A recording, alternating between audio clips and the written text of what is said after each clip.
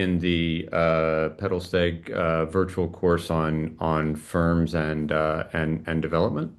We're delighted this week to have Lauren Bergquist from Yale University, who's going to talk to us about markets and competition. Before I turn it over to Lauren, let me just first of all recognize and thank uh, the UK's Foreign, Commonwealth and Development Office, which through the UK Aid Program provides financial support for this series and for the growth research programs hosted by CEPR in general. And also thank the CEPR staff, Tom, Daisy, Clara, Vito, Mandy, and others in the London and Paris offices who support the the uh, the course and the program. Um, I'll invite you to put questions that you have as we go along in the chat. I'll try to monitor the chat and answer at least some of those questions. And then we'll have 15 minutes or so at the end for for sort of questions that we'll take live. And again, I'll ask you to put those questions in the chat. Um, Two other things, the slides for this and the other sessions that we've done are available on the course webpage on the CPR Growth Research Project site. And this is being streamed live on YouTube, and all of the recordings are available for all of the sessions that have happened prior to this and will be available for this and other sessions as we go forward. So let me, with that, turn it over to Lauren, and welcome, Lauren, and thank you for doing this. And the floor is all yours. Great. Thanks so much, Chris. And yeah, thank you to Tom and Claire and the rest of the team for organizing. I was looking at the agenda of this course. It's really a fantastic course. So I'm sure you've all been enjoying it thus far. And also, let me apologize. I have a bit of a cold, so I'm sorry for my voice. I hope you all are able to hear me clearly. So I'll be talking today about markets and competition. Let me just give you a quick agenda for what we'll cover today. I want to start by talking at a high level about, just understanding the landscape. What are the factors now that you've learned a lot about sort of private sector development, what the landscape of firms in low and middle income countries tends to look like? What are kind of theoretically some of the factors that might, either hinder competition between firms, and what are the factors that might sort of support competition when we think about specifically competition in the low-income country context? That's sort of, in theory, why you might think competition might be high or low in different industries in low-income countries. And then we'll turn to sort of the empiric. So we'll talk about measurement. I'll go quickly over several kind of classic approaches to measuring competition or markups in general, and I'll try to highlight, I won't do justice to this entire literature, but I'll try to highlight in particular the challenges and opportunities when applying these approaches to the low-income country context. And then I'll spend some time on a paper of mine with Michael Dinnerstein, which is trying to take sort of an alternative experimental approach to competition. And I'll note this was a project that was actually funded by PEDL, so it's appropriate that we return to it here in this course. The third section, I'll talk about implications of competition on a variety of outcomes. We'll spend the most time here on this really nice Jensen and Miller paper looking at how competition affects firm selection and exit. And then we'll talk very briefly about impacts on prices, quality, and contracting. And I'll conclude by talking about sort of what I see as opportunities for future research, especially for, I know the majority in the audience are PhD students thinking about sort of what, where are the open areas for research in this area. Okay, so let's start with sort of understanding the landscape, what are the factors hindering or supporting competition? So I want to start with, factors that might hinder competition. Okay, so what are kind of the characteristics of private sector development and growth, specifically in low-income countries, that might inhibit competition? So the first is sort of, many markets in low-income countries just tend to be smaller, okay? And this may mean sort of lower, possible variable profits for firms, which in the presence of some fixed cost, it can mean, there's just not a lot of firms that can be supported in the market. Um, what do I mean by smaller market size? It can mean a bunch of things. So it can mean sort of smaller population. So think in particular about sort of rural markets. There's not that many people living in a given rural village. It might be hard to support sort of a large number of shops that can sort of directly compete with each other. But it can also mean small in a variety of other ways, right? So it can mean sort of poor consumers per person per consumer, not purchasing very much. Or, and this will come back when we talk about the Jensen and Miller piece, it can also reflect sort of highly segmented markets. Right? So the more segmented markets are, again, sort of the fewer consumers one can access, and that can be segmented due to, of course, physical trade cost, but it can also be segmented due to a variety of other transaction costs. Okay, so we'll talk in particular about search cost when we get to this Jensen and Miller piece.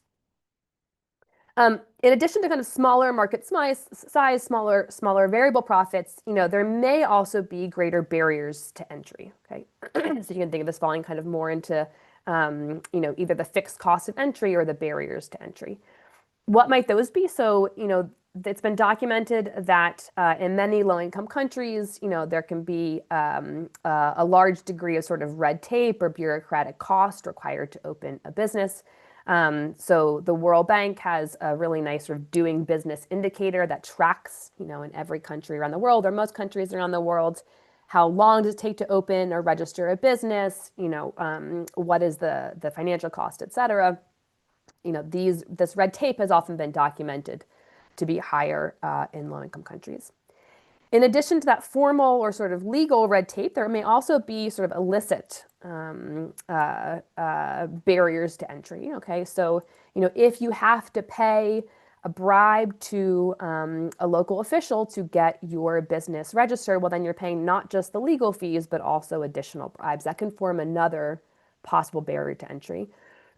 I do want to highlight there's some debate here in the literature as to whether the way to think of corruption and bribes is the way I just described, which is sort of an additional cost or an additional barrier to entry, or whether these bribes are sort of greasing the wheel. So maybe instead of actually paying the full price to register your business, you can pay a bribe, which may be smaller in value, to register business, or you may be able to skip the line, for example. So it's a little unclear, is this adding to the total barriers or reducing sort of the de facto barriers? But this can also be, relevant for thinking about barriers to entering as a firm. And then finally, and I think in some ways this is probably, I've never seen sort of a breakdown of magnitude of each of these factors, but in my mind, this is a particularly important one, which is just other de facto barriers. So I think you'll talk later in this course about, for example, financial market frictions.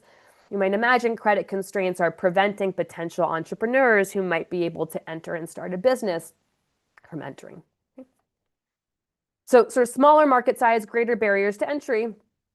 The last thing I want to mention here that you might think is sort of inhibiting the degree of competition in many low-income country contexts is the interaction with other sort of missing markets or market failures. Okay, so I'll give you one example that we'll return to at the end in a nice piece by Rocco Macchiavello and Amit Marjaria, which is that in many low-income countries, there's sort of weak contract enforcement. That's sort of a separate market failure besides imperfect competition.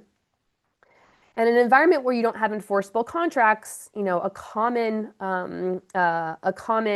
way of addressing this is relational contracting, right? So you can't have a formal legal contract with your supplier to kind of produce the quality you're promised at the right sort of frequency, but you can have relational contracts where you continue to buy from the same supplier, and over time, you learn if they're a good supplier, and the threat of removing your future business is enough to discipline, at least partially discipline, good behavior by the supplier. So this is a very common sort of feature of relationships that we see emerge, especially in contexts where contract enforcement is missing. But it may also lock firms into particular relationships with their existing supplier. Okay, it makes it more difficult to sort of switch suppliers. And so that can also limit the degree of competition if, in effect, you're sort of locked into a particular supplier because you don't trust that you can go to any other supplier on more sort of a spot market that may enable the supplier to charge larger markups. Okay, so there's this interaction here potentially across market failures that may also limit the degree of competition. Okay, so these are all reasons that, the sort of theoretical reasons that might give rise to sort of there being limited firms in the market and potentially sort of captive relationships that might inhibit the degree of kind of robust competition. But there's lots of features of that are kind of classic of low-income country context that you might think actually suggest pretty robust competition. So the first is that, there tends to be sort of more specialization in low-income countries in industries that we think may have sort of weaker economies of scale. Okay, so you can think about sort of, cottage industries, think about kind of, low capital investment required manufacturing, so a tailor or a small contractor. It may be fairly easy to actually enter into those types of businesses. And there may not be strong economies of scale such that you see kind of natural monopolies emerging in these industries. At a higher sort of sectoral level, low-income countries tend to specialize or focus or concentrate highly in agriculture. There's actually a pretty active debate about the degree of economies of scale in agriculture, including one really nice piece by Andrew Foster and Mark Rosenzweig suggesting there are indeed fairly substantial economies of scale, but you might think they're somewhat weaker than, say, in manufacturing. And so again, this may give rise to there being, the production function enables there to be many smaller firms versus if there were sort of comparative advantage in industries that had stronger economies of scale. There may also in many contexts be sort of lower degree of product differentiation. So product differentiation is one way that firms can exert their market power. They can offer a very different product than their competitors, and that can enable them to charge, for example, larger markups. You might imagine, again, on both sort of the supply and demand side, there might be sort of less product differentiation in low-income countries. On the supply side, this could be, again, this kind of specialization in commodities. Agricultural goods, for example, tend to be more homogeneous than sort of higher value-added manufacturing goods. And then the demand side, there just may be kind of low willingness to pay for quality, and so fairly homogeneous goods. That might enable sort of more robust spot market like or homogeneous goods markets competition. I mentioned before, regulatory barriers to entry on the whole tend to actually be fairly high in low-income countries. But of course, when we think about actual de facto enforcement of these regulatory barriers, that may actually be quite low. Okay, and that may mean that when you think about kind of the de facto barriers, that they're not substantially high. So I think you've had already a lecture by Gabrielle talking about sort of the informal sector, which, as we know, is quite large in many low-income countries. So, even if there's red tape to formal entry, firms may be able to operate, potentially at a lower level, but operate without an official license. Okay, so this can give rise to, a sort of competitive fringe, and often a very large competitive fringe of informal firms that may actually provide a good deal of competition for formal firms. There's also potentially, lower enforcement of direct regulation around sort of competition. So there may be kind of less, for example, less IP, intellectual property protections, right? So it may be easier to have kind of copycat or generic productions that can matter as well. And then finally, and this is a bit of a nuanced point, but I mentioned credit constraints before, and other market failures that might limit entry into the market and constrain the number of firms in the market. Okay? But on the flip side, these constraints can also potentially limit firm growth. Okay? And so it's possible that if it's the larger firms that are constrained, what these market failures are doing is sort of maintaining a market of many small firms. That may be bad for aggregate productivity, but in terms of competition specifically, it may basically foster a market structure where you have many small firms that actually are fairly competitive, although potentially not very productive. And so it really depends on sort of where along the distribution and of the productivity distribution these constraints are most binding. We have a little bit of hints of this. I haven't seen the kind of extension to what this means for competition, but if you think about, for example, microcredit, where we've built up kind of a vast literature on the effects of microcredit, it seems like for the vast majority of firms, including potentially some of these latent entrepreneurs, the effects are pretty muted, and the effects seem to be strongest among sort of the largest firms. So it's possible if you relax credit constraints across the board, maybe you see these larger firms becoming dominant, which again may be very good for aggregate productivity, but might potentially limit competition. Okay, so there's some nuance here. Okay, so that's kind of the theory of, thinking about the characteristics of the firm or private sector environment in low-income countries that might, again, either hinder or support competition.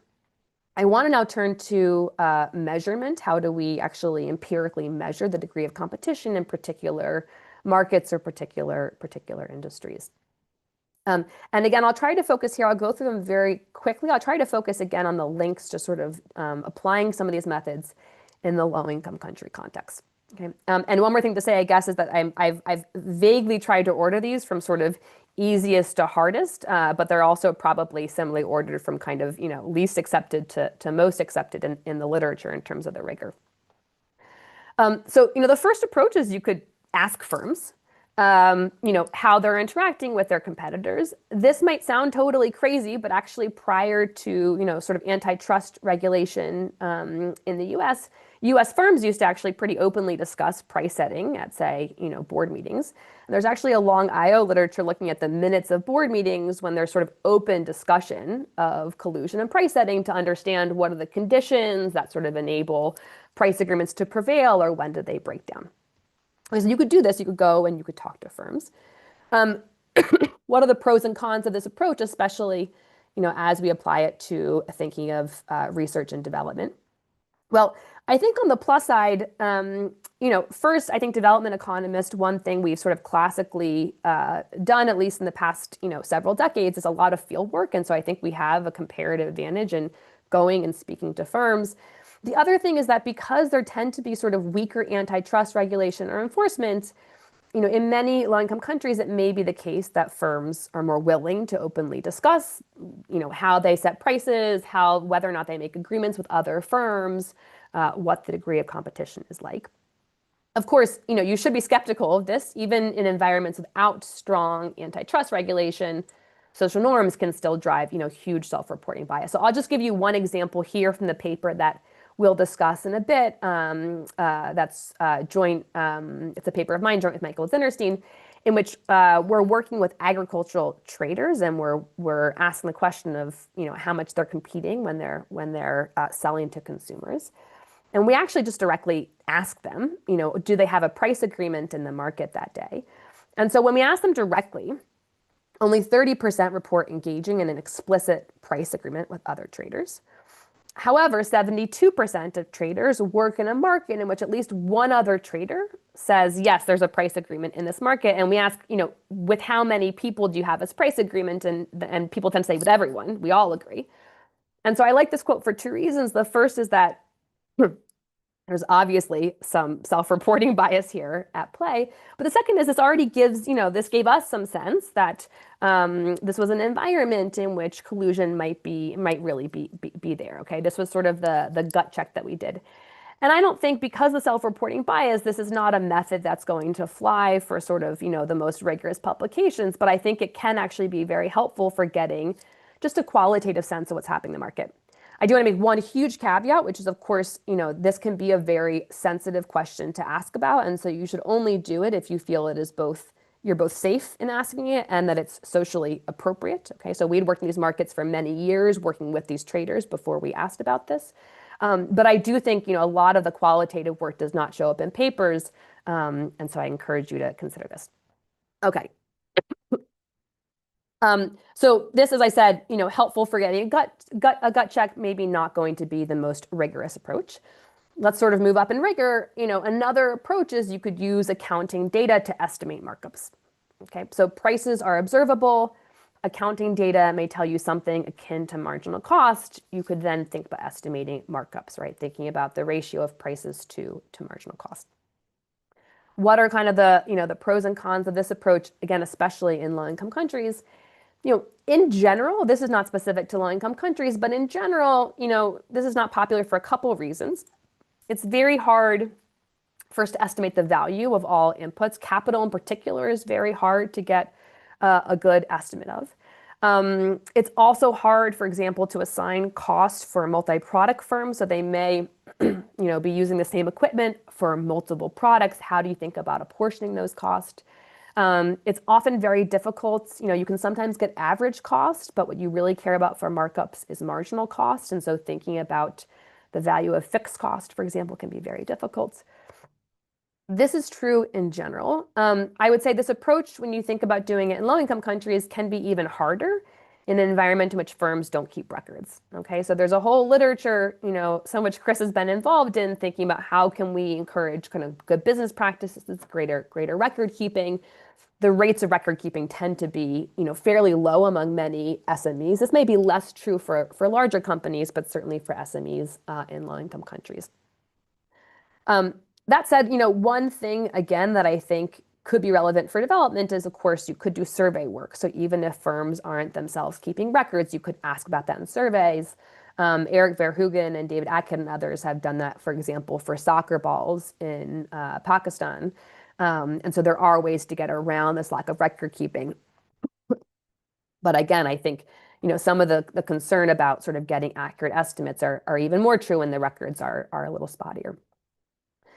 The last thing here is that, even if you're able to get kind of good accounting estimates of markups, you may find they're large, and that may suggest some form of imperfect competition. But without knowing more structure about the market, for example, knowing sort of what does demand look like, you can't run counterfactuals, okay? You can't say, what if we, for example, were to have a policy that increased entry into this market? Or what if we, had a cost reduction, how much that would be passed through, okay? You need to understand more structure about the problem for that. And as you'll see, I think, when we get to the first paper for today. And so this is really helpful, this approach, as well as the next one we'll talk about, for estimating the impact of a known policy shock. So let's imagine you have an intervention, it's a trade shock, it's an experiment on record keeping, whatever it might be. And you want to look at the outcome on markups. This can be a helpful approach for that, but it's not as helpful for running counterfactuals where you don't actually see the policy change and you want to simulate it in your data. Another approach is sort of the cost minimization or the production function approach. This is going to improve on some of the methods or the limitations we just discussed from the accounting approach. So the sort of innovation here is to recognize that if firms are minimizing cost, then for any flexible input J, okay, their markups are going to be a function or equal to this output elasticity here, theta. Okay, this is, for example, for a given input. Imagine X here is maybe labor. How much does your total quantity produced go up? Over the input expenditure as a share of revenues. Okay, so this is revenues here on the bottom. This might be, for example, your wage bill. So what are the pros and cons of this approach? One big benefit is you only need decent records for one variable input. Okay, so in some ways, this denominator is really kind of one of the big benefits here. For example, if capital is hard to value, you only need, for example, the wage bill. Okay. Now, I think this can still be a challenge for SMEs in low and middle income countries. Think about trying to value family labor or own labor. That gets very, very difficult. But in larger firms where you have sort of good records on employees and wage bills, this can be a little bit easier just to get the input expenditure on one input rather than all. The challenge is sort of more the numerator here, okay? So there can be real identification challenges in estimating output elasticity. So for example, there's a couple papers here sort of noting that quality differences can bias estimates. So higher quality firms may use more inputs to produce fewer outputs, but they're of higher quality. And if you don't adjust that, you're going to get a biased estimate of this output elasticity. This is a place where I do think, that experiments can be quite helpful. So think about, capital drop, labor drop experiments. I haven't seen them used in this way, but that's really kind of the key place you could think about estimating some of these elasticities in maybe a more well-identified way. Um, you know, Another limitation, though, is what I just described before, which is, again, this is still descriptive. If you want to run counterfactuals, you need more structure. Okay, so the pro of this is it doesn't require a ton of structure. For example, I've said nothing about conduct or how firms are interacting, but the con is because it doesn't have that structure, it can be hard to run counterfactuals. Okay, and then finally, you can see us kind of progressing up in structure. There's kind of the full structural modeling approach. Okay, so this is kind of the more traditional IO approach. Think about, for example, the full BLP approach. This again has a lot of structure, right? This is both, I think, the strength and the weakness of this approach. You're making some assumptions around demand, though. One of the innovations of BLP is still a fairly flexible demand. Okay, but there's still some assumptions. You need to then estimate demand, which usually requires having some supply shifters to estimate demand. A key limitation potentially versus the previous approach is you have to assume a particular market structure and firm behavior. Okay, so this isn't going to be as helpful if you want to estimate our firms, colluding or engaged in core no competition.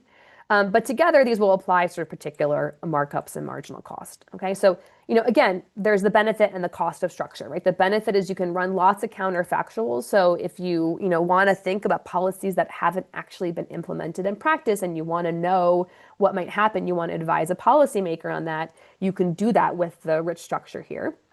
But of course, there's also a lot of assumptions, right? I think this assumption on market structure is one of the big ones. And then finally, it can be hard to find good instruments. I mentioned you need those kind of supply shifters to estimate demand, or vice versa if you're in the buying market power or environment. I work a lot, for example, in agricultural markets. A very classic sort of supply shifter for farmers is to think about rainfall, right? Rainfall might shift supply. But of course, rainfall also affects when you're in these very small agricultural environments, that also affects local household incomes that could affect demand as well. And so getting kind of clean instruments here, I think, is difficult in general in this literature, but can be particularly difficult in some of these smaller low-income country markets. But this is a place, I think, where experiments can be quite helpful. Okay, so it's a very fast sort of lay of the land of kind of classic approaches to estimating markups or measuring competition among firms, and some ways that relates to doing this research in the development context. I want to talk now about a slightly different approach, which is an experimental approach. So let me just give you a little sort of quick background on the context of this paper. I've already mentioned I work a lot myself in agricultural markets, and so that will be the context of this paper. So agricultural markets in many low and middle income countries are sort of imperfectly integrated. So it's common to see pretty large variation in prices across markets. Policymakers sort of have, two related concerns about kind of these price gaps. The first is that, farmers may be getting sort of low prices for their crops. These crops are often sort of the sole or the primary source of income. So there's a livelihood concern here about sort of low prices for consumers. And on the flip side of this kind of food price dilemma, there's the concern about, high prices for consumers. Okay, so, are consumers having access to food that has really high prices, that creating issues of food security, hunger, et cetera.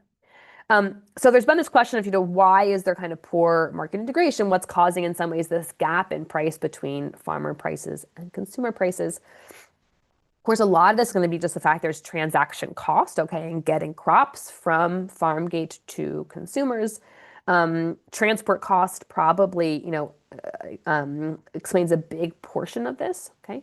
Road quality in sort of the rural communities, for example, that we're working in Kenya, many of the roads are quite poor. It's just very expensive to get crops from sort of farm gate to consumer.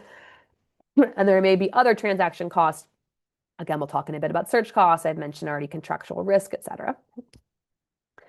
But there's a thought among many, both policymakers and also if you,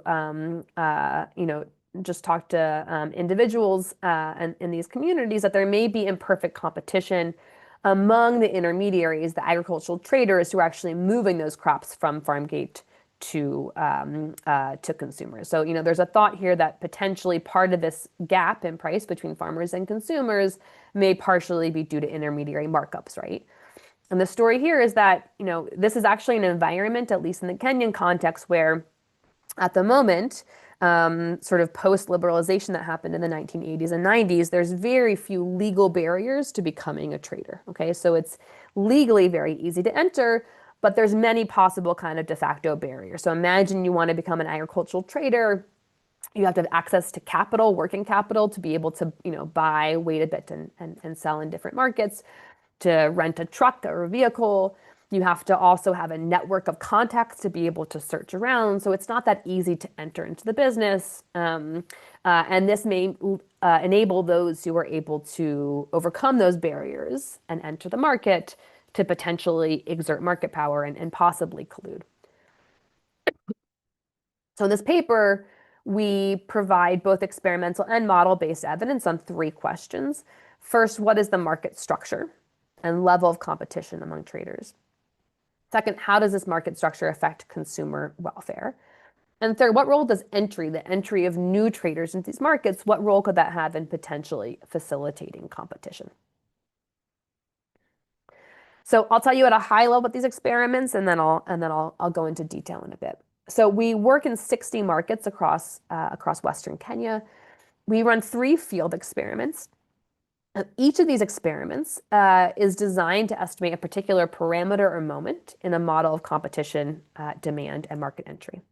So let me tell you about the experiments in a high level. Experiment 1 is a pass-through experiment. So in this experiment, we offer to all traders in randomly selected markets, we offer them a subsidy per bag they sell to consumers. We model this like a reduction in their marginal cost. And we measure how much of that reduction in marginal cost they pass on to consumers in the form of lower prices. So that's the pass-through experiment. The second experiment is a demand experiment. So in this experiment, we randomly offer reductions in prices to consumers to measure the curvature of demand. And I'll give you some intuition on why it's the curvature that matters so much. But taking these 2 features together, this will tell us a lot about the underlying level of competition or the underlying market structure at play. And then third, we're going to run an entry experiment in which we're going to randomly offer, in randomly selected markets, we're going to offer an entry subsidy to bring a new trader into that market. And we're going to measure the effect of entry on competition. We'll take the sort of results from these three experiments and use it to estimate a structural model to identify both the level of competition and the effects of entry. So a little more about the context. Again, we're working in 60 markets in Western Kenya. For those familiar, this is in the Bungoma and Kakamega region. These are open air, sort of weekly markets. So, in your local community, your weekly market might be on a Friday. That's where you would go to purchase a lot of your consumption goods for the week.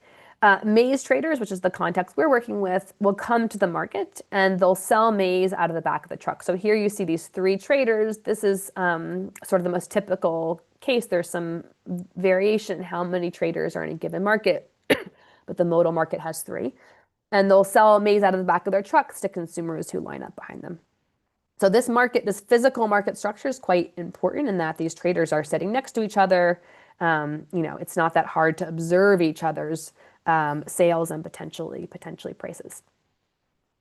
I'll skip most of this for the sake of time. Let me just say, overall, these are pretty small businesses. Okay, they're small owner-run businesses. Only a third have any full-time employees. The median's completed some, but not full secondary school. So you might think, well, these are actually pretty small businesses. These are not kind of big conglomerates that you might think wield a lot of market power. On the other hand, there's only 3 of them in a market. They're regular in most weeks, meaning that they all know each other very well. And again, they're physically located very close to each other. So that I think that, could potentially, you might imagine, could potentially help to facilitate observing each other's prices. The consumers are sort of a mix of mostly household consumers, some sort of individual village retailers, and the typical consumer is buying sort of every week from their local market. We do a lot of work to sort of document, what is the right way to think about modeling this market. We think it's very much sort of a spot market. There's very little sold on credit, not much evidence of price discrimination, product differentiation, et cetera. Okay, so let me now walk you through the sort of simplified theoretical framework that's going to underpin the experiments we'll run. I'll say in the paper we have a more general framework that here I'm simplifying in a couple ways. So I'm going to assume constant marginal cost. I'm going to assume away a lot of heterogeneity on both the consumer and the trader side. But I think it's helpful because the simplified framework makes clear how the experiments are going to map to each piece of the theory. Okay. So trader J is going to choose the quantity, okay, QJ, to maximize his profits. Okay, so here this is just profits minus cost, okay, times the quantity, plus a weighted sum. I'll come back to this weight in a moment. A sum of the profits of all of his competitors. Okay. And so how to do this profit weight? Well, this profit weight has sort of at certain values takes on sort of well-defined market structures. So for example, imagine omega is 0. Okay, that would be the case. This entire term goes away and we're just back to kind of classic Cournot competition.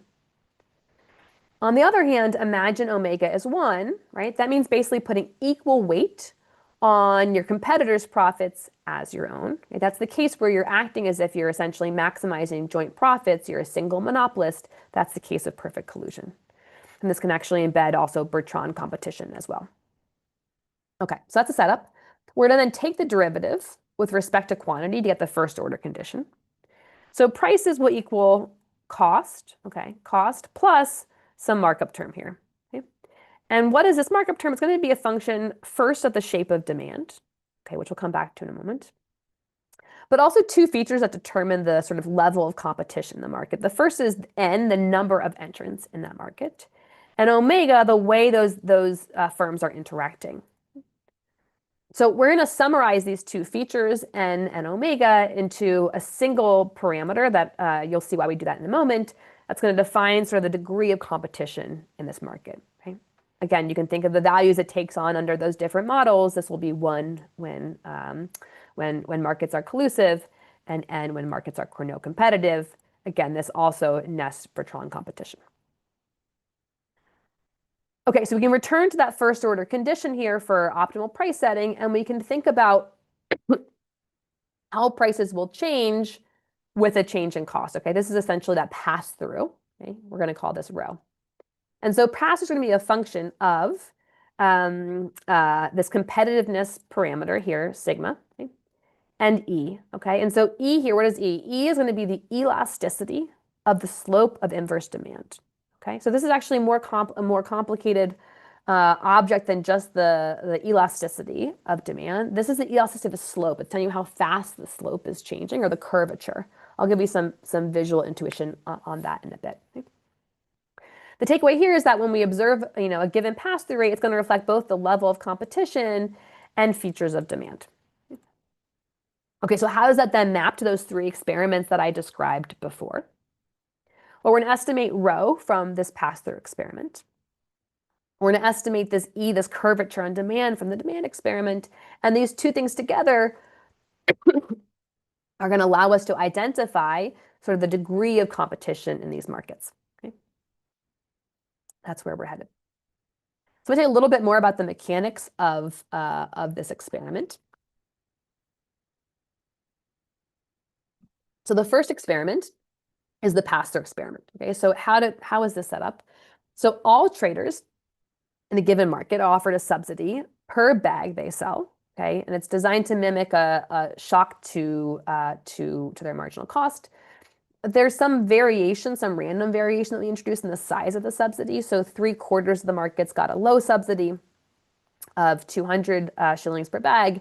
A quarter got a high subsidy of 400 shillings per bag. These are both fairly large in terms of total price. It's 8% or 15% of total price. But you'll see in a moment, we'll come back to why we have those two levels. It's going to help us to essentially validate a particular functional form assumption we're going to place on demand. We then offered the subsidy for 4 weekly market days in a row, covering a month in total. And we collected really detailed transaction level price data for each trader. Okay, so I'm happy to chat in the Q&A about the field work here, but we had essentially, because record keeping is very rare, we had a numerator stationed at each trader monitoring each transaction and collecting prices and quantities of each transaction. That's going to tell us how much that subsidy is passed through to consumers. The second experiment is the demand experiment. So in this experiment, we offered randomized discounts in the prices paid by individual consumers in the market. So the way it would work is consumers would approach a trader, they agree on a price and quantity.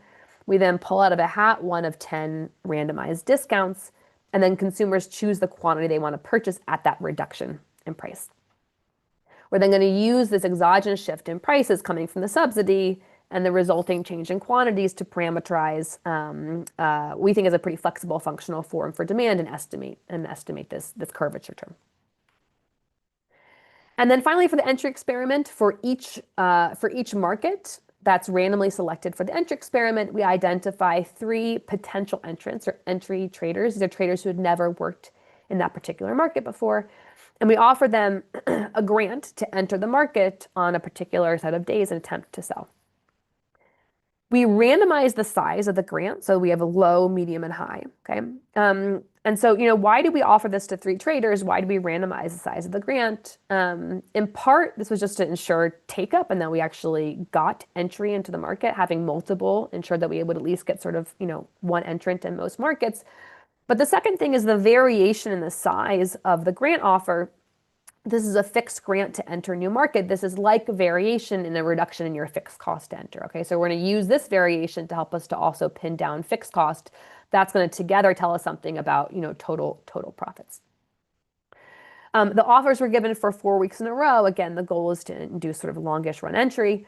And we similarly measure this transaction level data to measure the effects of increasing the number of entrants on prices.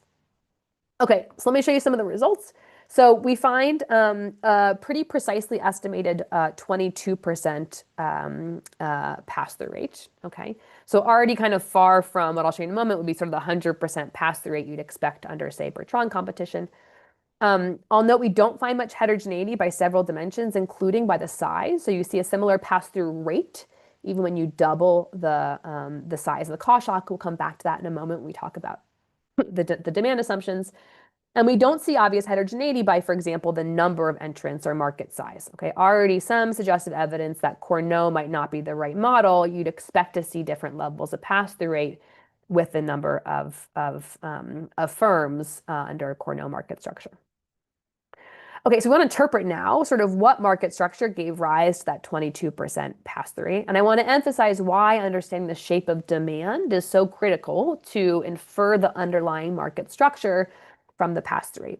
Okay, so this is just some Econ 1 graphs just to show you that the 22% pass-through rate that we observe could have come from a collusive market environment with only slightly curved demand. Okay, so what we've done here is we've basically reduced marginal cost here by this delta MC, and we've seen now a change delta P of sort of 22%. Okay? But it could just easily have come from a Cournot competitive market environment with very curved demand. Okay, we could have seen the same pass-through rate.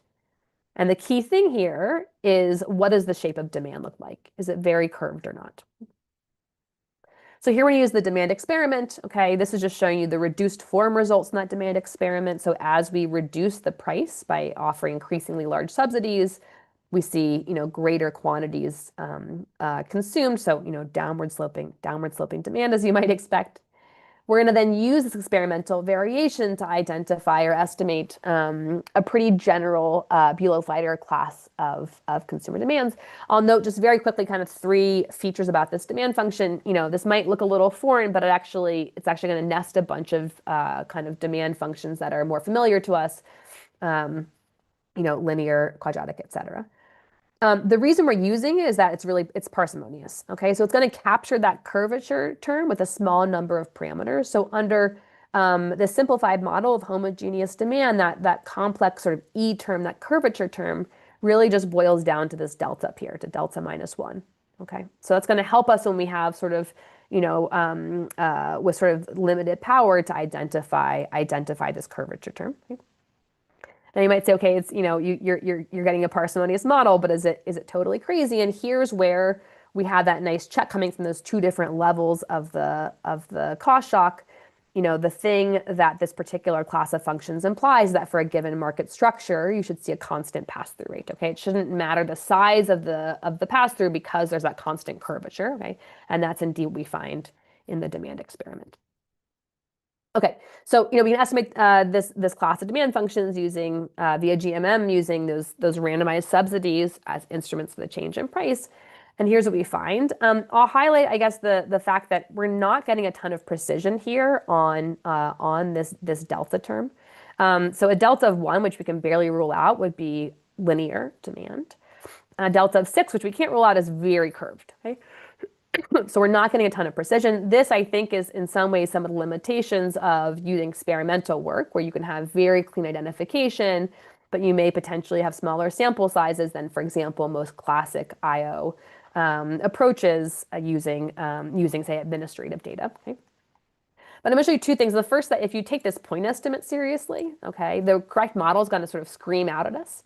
And the second is that even taking into account all of this variation or all this imprecision here in our estimate of delta, we're still going to be able to rule out other forms of competition. Let me show that to you now. So recall for the simple model, sort of that definition of rho, okay, putting everything together. We've got the estimate of this delta hat from the demand estimation. We've got the benchmarks for sigma under these 3 market structures. And so we can say, what pass-through rate should we have expected if markets are operating under each market structure? Okay, so here's the prediction. So we should see 100% pass-through rate if markets are operating under Bertrand competition. A 45 or more like 46% pass-through rate if operating under Cournot, and a slightly under 20% pass-through rate under occlusive market structure. Here's what we actually find. The empirical point estimate of 22% is very close to this occlusive benchmark. And you see we can rule out, this is the bootstrapped confidence interval on our estimates of rho. We can rule out Cournot competition. Now that doesn't take into account, the variation or the imprecision in our estimates in delta, but we can essentially, solve for sigma, now take into account the full, bootstrapped estimates on rho and delta, and we can solve for this omega term. Okay. And so here, just taking into account all the variation, you can see, remember that point estimate of or the benchmark of 1 is sort of the collusive benchmark of rho equals 1. We find something very similar about 0.8, and we can rule out, say a benchmark of or a Cournot benchmark of 0. Okay. We do a bunch of stuff to kind of relax various assumptions on the constant marginal cost. Trader heterogeneity doesn't change things very much. We end up with a rho of very close to 1. I mentioned very briefly the entry by new traders. Okay, this third experiment. So, we do a couple of things here. The first is because we randomize again the subsidy amount, we can estimate the distribution of fixed cost, which I'll talk about in a moment. The second is we can look what happens when new traders enter the market. Okay, so on the whole, it doesn't seem to do much. We see a significant but very small reduction in price, about a 1% drop in price. But there's heterogeneity here. So we had pre-specified a small number of heterogeneity checks for when you might see different effects of entry. One of them was, do traders have contacts in the markets? Okay, so these are traders who had never been themselves to that market, but they may know the other traders who are there that day. What we find is that the lack of movement, right, sort of the no effect on this omega, this competition, happens when traders already have contacts. Okay, so if you bring in a trader who already knows the existing incumbents, it doesn't do much to increase competition. But if you can bring in a trader who doesn't have contacts, who doesn't know the existing traders, there we actually see bigger reductions in prices and improvements or increases in competition. So if you can get in these new traders, that does seem to do something, but it's harder to get them to go. So we find that we have to actually pay more the traders who lack contacts. Okay, so when you think from a policy perspective, what entry help? Well, the marginal entrants, the ones who are kind of most likely to start going to a new market, are those who tend to know the incumbents. Those are ones who kind of do the least for increasing the degree of competition in the market. I'll go quickly over this. We can kind of put these pieces together. What do variable profits look like? What do fixed costs look like? The bottom line is that the typical or average trader is not making giant profits. That's in part because these fixed costs are pretty large. So they're going to dissipate about 71% of variable profits for the median trader. But there's a lot of heterogeneity. Okay, so there are a small number of very large traders who are making very large profits. And so what this tells us actually when it comes to surplus split, okay, traders are actually capturing a big chunk of surplus. Or we put it, one of the sort of takeaways here is that even though the typical trader is not making large profits, the typical consumer, right, is buying from a trader who is. And again, the value of having the structures, we can run counterfactual. So we find this market looks like it's fairly collusive. Consumer surplus is pretty low. Trader surplus is higher, and deadweight loss is pretty high. We can run counterfactuals. What happens if we're able to increase the degree of competition, move markets to say sort of a Cournot competition, and you see, as you might expect, consumer surplus goes up. That's partially at the expense of trader surplus going down, but also at the reduction of deadweight loss. Okay, so that's about measurement. I want to, in the final section, to return to the implications of competition on a variety of outcomes. And I'll spend the most time here on this Jensen and Miller piece on firm selection. So the motivating question behind this paper is, why do good firms in low and middle income countries, whether low cost, high productivity, or high quality, sometimes fail to grow, even as bad firms persist? And so what this paper is going to look at is one possible explanation, which is we had touched on earlier, which is there may be a lack of competition, okay, in many low-income country contexts due to market isolation or kind of limited integration across markets. So again, what are those barriers to market integration? There may be physical high transport cost or regulatory, maybe tariffs. But in this paper, we're going to focus on information frictions, okay? The idea that there's search cost. It's difficult for consumers to learn about the existence of firms, maybe suppliers across markets, and the quality of those firms. And these information frictions may essentially sort of limit the physical scope of the market. And so as a result, consumers may buy exclusively from their local producer. Producers will sell mostly to local consumers. And this has sort of two, flip sides of the same coin, two effects. The first is that for good firms, limited access to consumers, a wider consumer base might limit them from growing, for example, and exploiting economies of scale. And on the flip side, for sort of unproductive firms or low quality firms or bad firms, this limited competition coming from other firms being able to enter their market might allow them to survive, right? And that can lower aggregate productivity. So this paper is going to flip the question a little and say, what if we look at the introduction of a new technology, in this case, the introduction of cell phones, that may ease or facilitate search? Okay, do we see better market integration? And does that increase integration sort of lead to competition that disciplines the industry? Okay, do we see essentially the market share shifting towards good firms and driving bad firms to exit? Okay, so we're going to use the same cell phone shock that's explored in another paper of Rob, so I'll mention that just very, very briefly. So in this first paper, this is the sort of predecessor paper. This Jensen piece is looking at the rollout of cell phones, okay, in Kerala, India. So what's happening is they're looking at fishermen along the shore. Okay. Fishermen tend to go out and fish out here in the ocean. They come back to shore, and they tend to sell in their very local market that's right on shore. There's some days that the catch is good and some days the catch is bad, okay? And it varies sort of across the shoreline. And so what that means when everyone's selling very locally, going out to their local sort of waters and coming back and selling in their local markets, is that, one market may have a glut of supply and very low prices. Another nearby market may be in deficit and have very high prices. So you see a lot of variability across prices, even markets that are very close together at baseline. This paper then documents that as cell phones roll out, okay, so what happened here basically is this area here got a cell phone tower in 1997, this here in 1998, this one in 2000, all of a sudden fishermen, when they're out at sea, can call back to shore and say, what are things looking like today? And they can decide if their local market's going to have very low prices because there's been sort of a glut of supply in that region. They can choose to go to a different market. Okay, and that may smooth out supply and smooth out prices. And that's indeed what he finds. So this is showing the variability in prices prior to the introduction of cell phones. You see in region one, cell phones are added and boom, sort of law of one price prevails. You see very little fluctuation in prices. And you see these really stark effects as well in region two when cell phones are added, basically law of one price, region three, and so on. Okay, so really kind of the results just jump out at you here from these figures. Okay, so that's the backstory. This second paper is going to say, let's study the same sort of rollout of cell phone towers, looking at the same fishermen. But now instead of thinking of the fishermen as sellers of fish, we're going to think of them as consumers of boats. And they're going to ask what happens to the boat building industry in terms of boat builder quality and firm selection. So again, let me tell you what's happening at baseline prior to the introduction of cell phones. So at baseline, again, markets are incredibly local. So fishermen are buying their boats almost exclusively, 97%, from their local producer in their own village.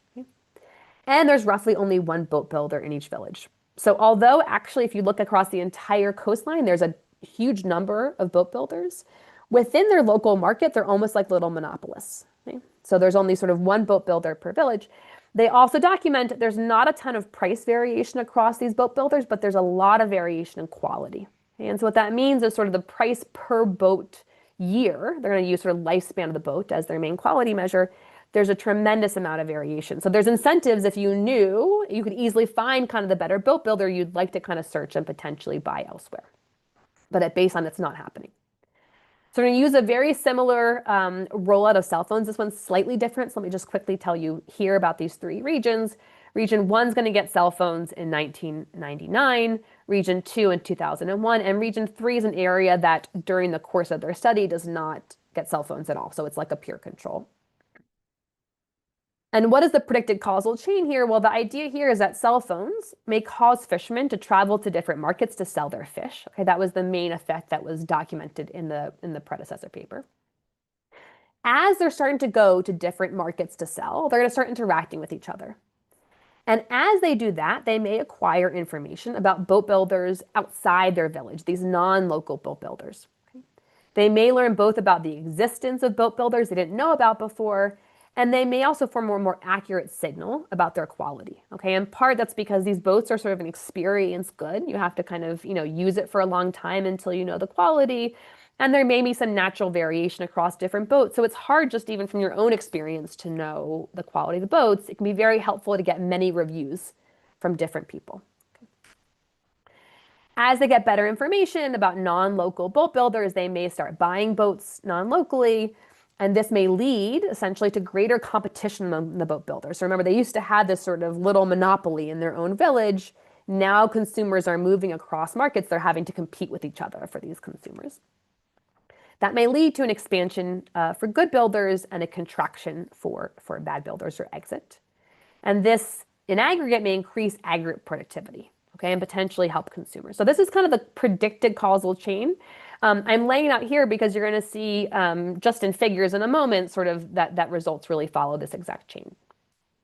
Okay, so we see, you're going to see a couple of figures. This one, let me just describe how to read these figures. So each column here is a different outcome. For example, this is the percent of fishermen who are selling fish in their own village.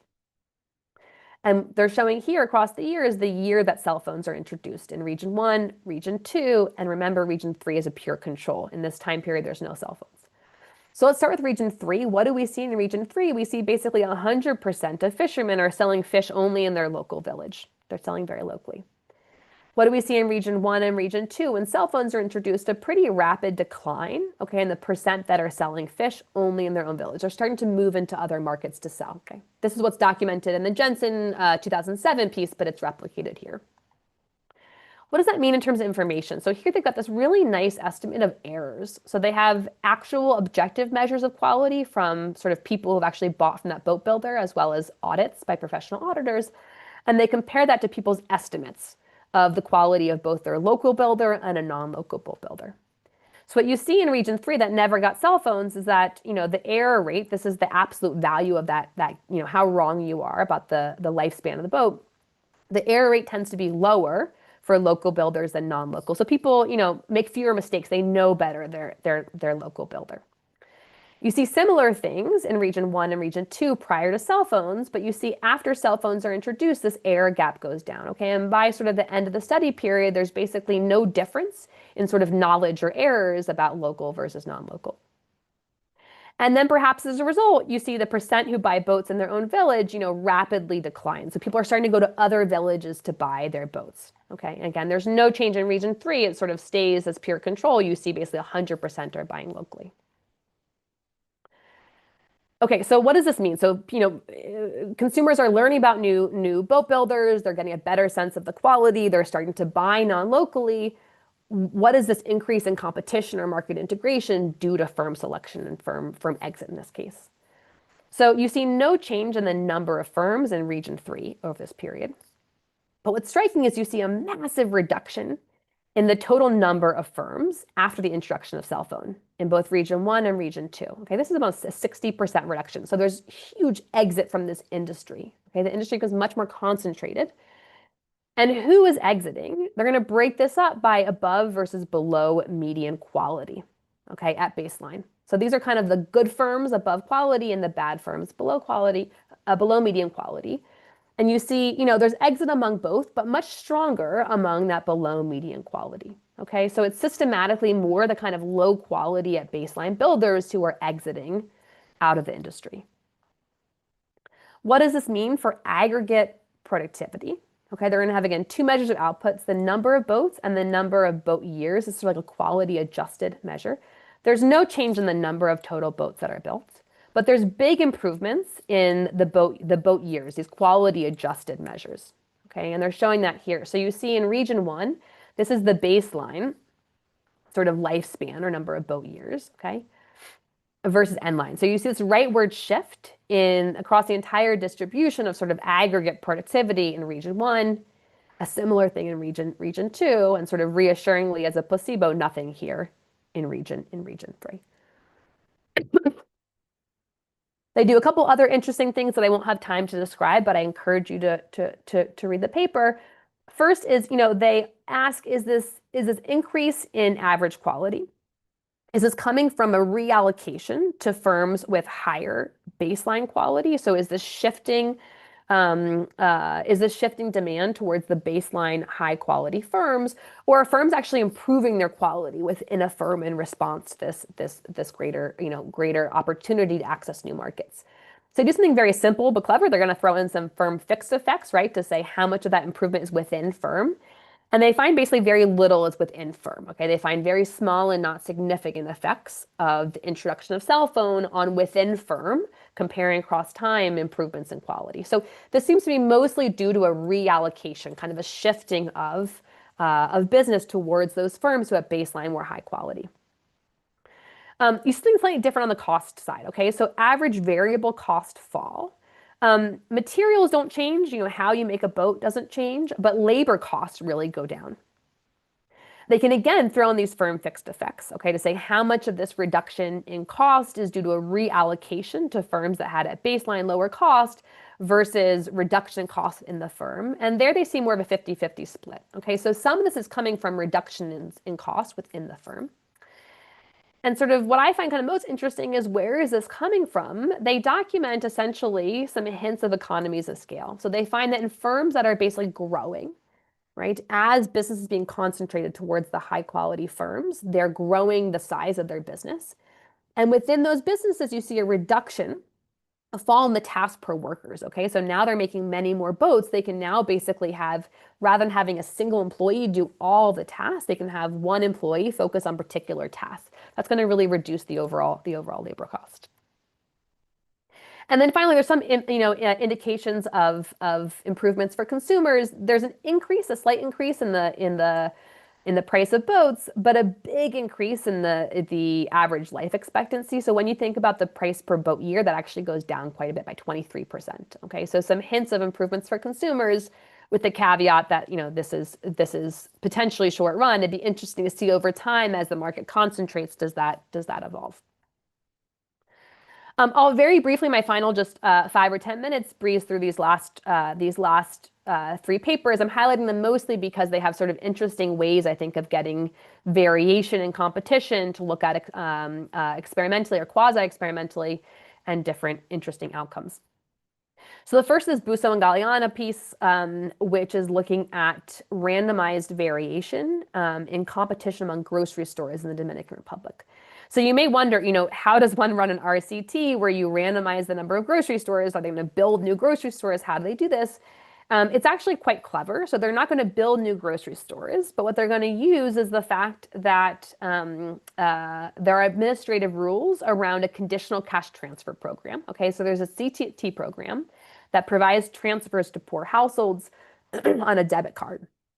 And that debit card can only be used at grocery stores that are affiliated with the program. So then to randomize the introduction of new programs being eligible to be affiliated with the program. Okay, so this is basically for those consumers who have the debit card, this is now increasing the number of stores they're able to shop at. Okay.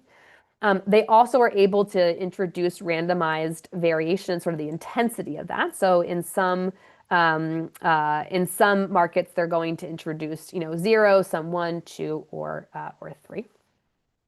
What they find, as you might expect, is that, this randomized increase in entry leads to a reduction in prices, okay? And, this is pretty meaningful, 2 to 6%, and more so in areas, again, as you might expect, with more entrants. They also find improvements in self-reported service quality, okay? So it's not actually as obvious, the effect on price is pretty standard, but the effect on quality is a little more ambiguous depending on the theory. Here, they're finding improvements in self-reported service quality, potentially as firms need to compete not just on price, but on quality. Speaking of quality, let me mention quickly this Bjorkman, Nyquist et al. Piece on malaria medication in Uganda. So counterfeit medication is a big problem among pharmacies in low middle income countries. Here when you think of pharmacy, just to clarify for those unfamiliar with the context, you shouldn't think of kind of a classic drugstore or pharmacy in a high-income country that's regulated by, maybe a Food and Drug Administration, but instead these are small shops that are less well regulated, and counterfeit medication is a big problem. They, in this paper, randomly assign entry of high quality NGO retailer of anti-malarial drugs in Uganda. It's an NGO called Living Goods. And Living Goods essentially provides, a superior product in 2 dimensions. One is that it's authentic. Okay, they're making sure the quality of the medication is high, and it's priced below market. Right? What do they find happens? Well, incumbents' prices drop by 16%, suggesting that probably at baseline, there was some markups, there was some margin to reduce their cost. And then what I find most interesting is the share of incumbent firms selling fake drugs dropped by more than 50%. Okay, so this tells you that the incumbents have some control over quality. You might have thought maybe things are happening, upstream and firms have no idea what they're selling, and so competition might not improve quality if they don't have control over it. This suggests that these pharmacies at least have some control, whether it's changing their supply chain or better storage, et cetera. They're able to respond to this increase in competition by improving their own quality. And then, perhaps as a result of this improvement in the quality of drugs available on the market, overall consumer use of drugs go up. The last piece I want to mention, I think this is really critical, just to give a slight word of warning. I've been talking about competition in a very positive lens. It can reduce prices. We've seen examples of improving quality. The impact of competition can be more nuanced when you think about interactions across market frictions. And this is a point that's really nicely highlighted by this Machiavello and Marjaria piece. So the idea here is that, in a second best world, competition may not always be good for consumers, or in their case, they're looking at monopsony power. It may not always be good for producers. So let me explain the context here briefly. They're looking at, in Rwanda, coffee farmers and coffee mills. And this is an environment without perfect contract enforcement. And so there's relational contracting. So what happens is that before the harvest, the mill is providing a variety of inputs to farmers. That may be physical inputs for their coffee. It may be extension services and training. They're providing some goods to farmers. And essentially, in exchange, farmers are meant to sell back to the mill after harvest. Okay, this is a way that mills can essentially encourage kind of high quality and also regular supply. And farmers who might be credit constrained can get access to these services or these inputs. Now, the challenge is that if you have greater competition among mills, if there are other mills in the area, right, it might be easy in this second period, in this post-harvest period, for farmers to renege, to not sell back to the mill as they've sort of, verbally contracted to do, okay, but instead sell to a different mill for maybe a higher price. And it can make it harder to sustain this relational contracting. That's sort of the theory. Now, it's been very difficult to kind of document this, both because in general, it's hard to kind of measure relational contracting, but perhaps moreover, it's hard to get kind of, exogenous variation in competition among mills to see when you have more competition, do you have less relational contracting? So this paper, unlike the previous papers, is not going to run an RCT. It's going to be a quasi-experiment, but it's a very clever one. So I'm going to use something called a donut IV, okay, using geographic variation and competition. So the idea here is they luck into finding an engineering model that tells them how suitable every area is for the placement of mills. This depends on the number of trees, the road access, et cetera. Now, of course, your own suitability for having a mill nearby or many mills nearby is probably correlated with a bunch of supply conditions, right? Do you have good trees? Do you have access to roads? The innovation here is to say, okay, let's control for your local suitability because that's not going to be exogenous. But let's use the areas surrounding, this is the donut part, the areas surrounding you, right? And their suitability, controlling for your own suitability. And the idea is, once we control for your own suitability, sort of being surrounded by other areas means you might face more competition. Okay. And so what they find is that firms that face more competition, first have worse performance. They have higher unit costs, lower volumes. These may all be associated with just kind of, there's competitors, everyone's operating at lower scale. But what's really interesting is that this actually lowers aggregate quantity of coffee supplied. Okay, so this isn't just, there's more entrants and to each entrant they have lower production. This is an aggregate lowering coffee supply in the area. They also see, weakening of quality. Fewer directly measured relational contract with farmers. They can directly document that this increase in competition has broken down these relational contracts. And in the end, farmers are worse off. Okay, so they do see a small increase in prices and they sell to the mills. So this competition does raise the price they get from the mill a bit. But because they're not getting these inputs and this training, they're selling overall less to mills and doing more home processing, which is, sort of lower quality, lower prices and lower revenues. Okay, so this is an environment in which increased competition can actually on net hurt if it breaks down some of the relational contracts that are otherwise addressing other market failures like contracting frictions. Okay, so let me just conclude in my final minute or two talking about opportunities for future research. So we discussed some of the challenges to studying competition in low and middle income countries, right? There's kind of limited record keeping. So a lot of the data quality that you might get in sort of high income countries are more difficult for a typical, say, SME. It can be harder to use some of the classic kind of supplier demand shifters to estimate some structural models in this environment of very integrated sort of household run enterprises. And I think just generally there's a history of kind of these distinct methodological approaches that make it sometimes difficult for these, for fields to speak to each other. But I think there's also opportunities to studying competition in low-income countries. One, as I mentioned before, is you could potentially experimentally estimate some of these key features of standard IO approaches that might allow you to circumvent some of these typically strong identification assumptions, right? So you could, for example, get experimental estimates of demand. And then, finally, to some extent, because markets in low-income countries may be smaller, more isolated, face more frictions, whether that's transaction cost or search cost, because markets in many contexts are more isolated, you can sometimes get, exogenous and even sometimes randomized variation at a market level, right, in competition or entry. So having many small isolated markets is actually, it's bad for development, but it's probably good for development economists. It really opens up a bunch of questions that you might not be able to answer in more integrated markets. And that's useful not just for studying competition, but thinking about policies that affect, trade cost or migration, really any intervention targeted at the private sector, I think, is going to, critically be shaped by the market environment. So think about, for example, microcredit.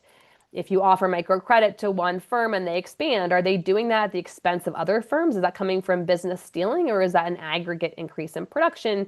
You can answer that in a market level experiment. So I'll just leave you with, some examples of market level experimentation, randomized saturation and migration incentives, randomized reduction in search costs. This really nice paper by Jing Kai and Adam Seidel is doing exactly what I just described. They're randomizing saturation of business loans to firms in China, and they do find a large degree of business stealing.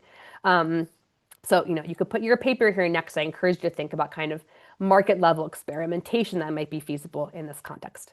So I'll conclude here and happy to take any questions. Fantastic, Lauren. Really, really nicely, really well done, really super clear. I've got a few questions out of the chat as we've gone along, and I'd encourage everyone out there to add more questions to the chat now. But let me start with the ones that we have. So, a question from Mehdi Amani. The first three approaches that you talked about of estimating competition, not before your experiment with Michael, um, are highly dependent on the shape of the production function. Is there a way to measure competition without making specific assumptions on the production function? Yeah. So I mean, I actually don't I mean, in some ways, the second approach of accounting, does not. You're measuring kind of on the margin, what are prices over marginal cost. It's true that to get marginal cost correctly, you need to understand, you know, are you getting marginal cost, for example? So knowing how to separate a fixed cost from marginal cost. So in that sense, it's not that you're actually structurally estimating a particular production function, but you do need to Right. understand it, I think, to get the correct measurement. But in theory, that could be sort of agnostic of a particular functional form. So, but I think you're right that is sort of some of the challenges that as you add, I mean, this is true, I guess, in some ways, it's kind of adding more structure along the way across those four that I described. But, as you add more structure, you have more assumptions. And so your results become more dependent on that. So certainly kind of getting getting things right for the more structural approaches do require having the right structure. Yeah, so that is critical. It's a limitation for sure.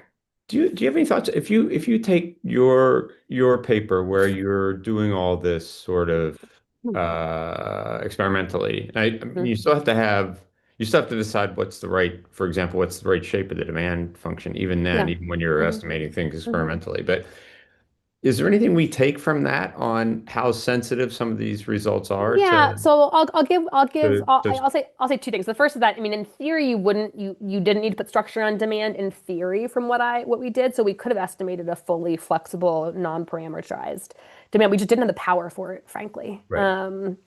And so, not that RCTs have to be smaller than non-RCTs, but I think classically they are. And so I do feel sometimes there's going to be this trade-off, especially compared to kind of classic IO approaches that tend to use pretty, large amounts of data on, consumers and their second choices and market segmentation. You kind of what you gain in doesn't need to trade off what you gain in kind of identification. Sometimes you lose in terms of power. So, but in theory, that could have been totally non-parametric. Um, we do I didn't present today, when we go from the simplified to the general model, we do relax, some of the functional form assumptions. So for example, in the simplified framework I mentioned, we assume that constant marginal cost. That's pretty critical because another alternative explanation for why there's limited pass-through is there's really strongly increasing marginal cost. And as you kind of move up in quantities, you're increasing your marginal Yeah. cost, and that's explaining the limited pass-through, not this limited competition. Um, so in the more general model, we end up using a second source of experimental variation, which is a few of our traders work in multiple markets. And so we can basically use the cost shock they got in one market as sort of shifting them out in their total quantities to see, do we see differences in pass through in other markets? So we can relax that assumption, and we actually find it doesn't change things much. And the reason is that the slope of marginal cost that we estimate is pretty close to zero and pretty precisely estimated. So that's an example of, we've relaxed a functional form assumption. We can then even say how wrong was our initial assumption. And turns out not that wrong, which is why it doesn't change results, but it really could have changed things. And the reason we were able to relax that is we found another source of experimental variation, but we sort of lucked out in that. And so it's a reason why I would also say for like the style of work that I presented just now, um, it's best if you can map out ahead of, if you're trying to kind of combine experiments and structure, it can be good to map out ahead of time. What is the structure, that you want to estimate and what variation do you need there? And thinking about, are there ways to relax it? But that usually requires additional variation or to identify things. Just to put in a plug for you here, Lauren, for people out there, if you want to see mapping out the figure you have in that paper, I can't remember if it's figure one or figure two, that sort of describes the whole experiment, the masterpiece in terms of telling us where we're going and Thanks. where it is. Um, the point you made about constant marginal costs and whether increasing marginal costs kind of leads in nicely to the next question, which I think also comes from Mehdi, but I failed to write down who it was. But the question is, were there capacity constraints in your Kenya experiment?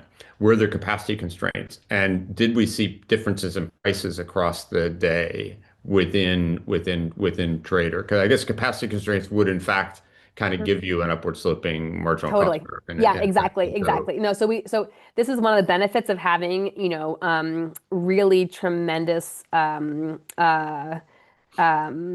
enumerators who are sitting there kind of tracking the prices of the course of the day. So we can look for that exactly as you said, sort of people selling out or changing prices, and we don't see much there. And that's right. This really matters because if you hit capacity constraints, it's going to basically create a discontinuity in your marginal cost, and that can also potentially explain limited pass through. So no, so it's really, yeah. so I could think of this if farmers were completely, um, if they understood demand completely and they knew exactly what was going to happen when they offered a lower price. Um, it's not just I would still I'd get constant prices across the day because I'd perfectly anticipate what would happen at the end of the day to demand, but I would get higher prices when you I would get less pass through when I'm capacity constrained. So I guess it's a question of whether the prices change during the day, but also whether the traders had Yeah, supply left at the end of the very day, few sell kind of out. Yeah. continuously on. Did they ever kind of get close to selling out? Yep, yep, very few sell out. And we also actually, partially to limit sort of the potential budget exposure, we also actually had a cap on the number, I said the subsidy per bags I sold. see. We actually had a formal cap on the bags that were sold. So that was, we were worried much more about that than about them running out because they very rarely run out. But only 2% hit the cap of the number of I bags see. you can sell. And that was purely a budget exposure question. But yes, if that had been more prominent, we would have worried that could potentially also lead to these discontinuities and marginal costs. Yeah. Yeah. Great. Yeah. Um, then Mabel Shimor had a question which perhaps we think of answered in the retail entry project that you talked about. But um, I guess there's concern in the chat. We had some back and forth about informal firms and the fact that informal firms are more fragile. They kind of go in and out more often, and um, as a result, it's harder to get these sort of panel kinds of studies from them. Are there examples of changes in competition among larger firms?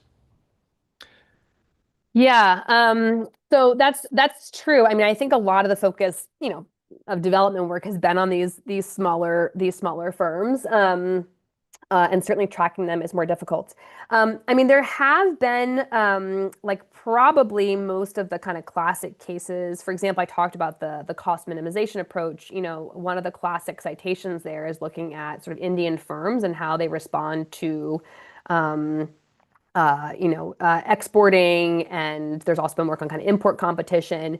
And so those are looking at formal registered manufactured firms. And it's true in that case, I had mentioned, one of the benefits there is you only need, for example, the wage bill, and a lot of that comes from sort of firms that have better records, et cetera. I think as you start thinking about, and those studies will look a little more akin to kind of the classic cases in high income countries because you have firm records, et cetera. Um, it can often be hard to get, data on individual firms, but I think more and more administrative data is becoming available. Certainly, India is kind of a poster child for that, of having really high quality sort of firm survey or administrative data. But it's becoming more common across the board. So, for example, I do a lot of work in Rwanda. The Rwandan Revenue Authority has really fantastic administrative data.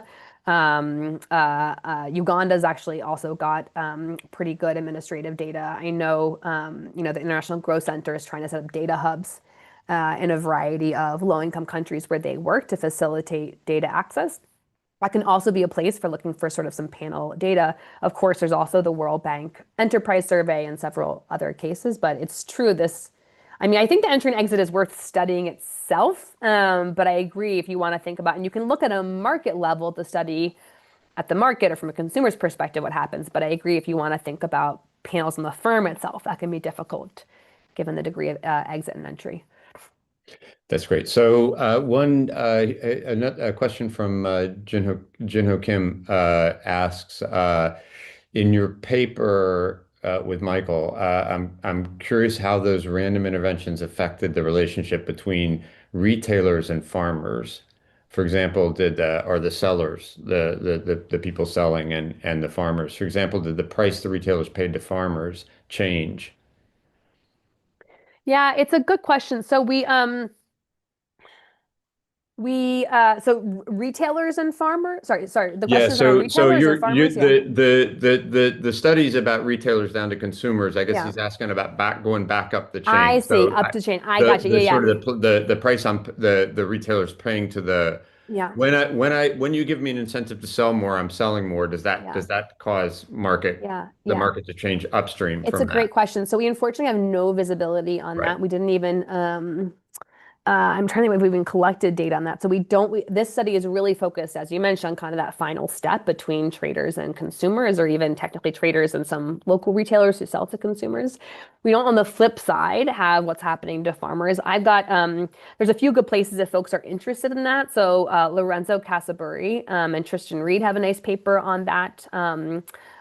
Looking at sort of cocoa industry in West Africa. And they find some interesting things there too about what happens to both prices and credit. So a little bit harkening back to some of these like interlocking transactions. And then I've got some work now looking at coffee farmers in Uganda. We tried to actually map the full value chain from farmers to traders to exporters to actually see what happens to prices and markdowns along the way. And so hopefully I'll have more to say on that in a bit. But in this project, unfortunately, we don't have good data on farmers. Yeah, I was going to say before you said that, because you're right, in that project you're going all the way back. But I Mhm. was going to say sometimes you have to pick what you're asking about, and the way Yeah. you designed the subsidies in this that rotate through the markets Yeah.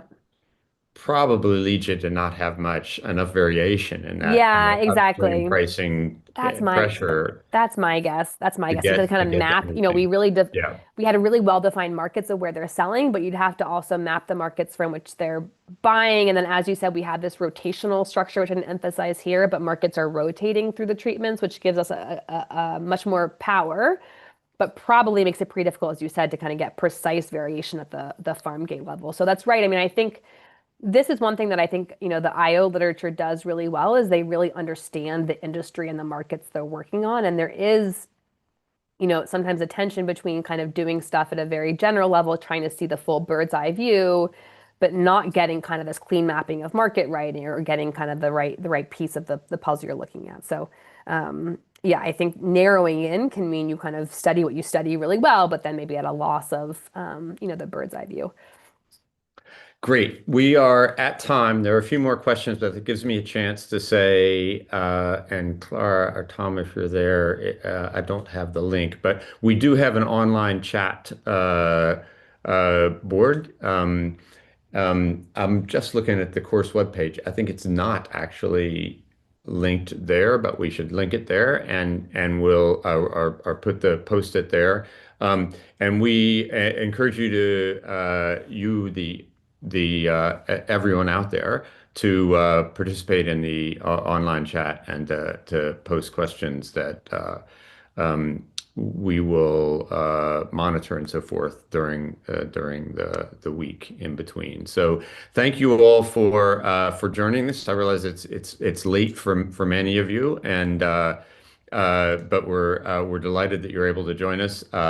We will be back next week with Ezra Oberfield, who will talk about value chains and productivity transmission, kind of picking up on the theme of some of these things that we've talked about today a bit.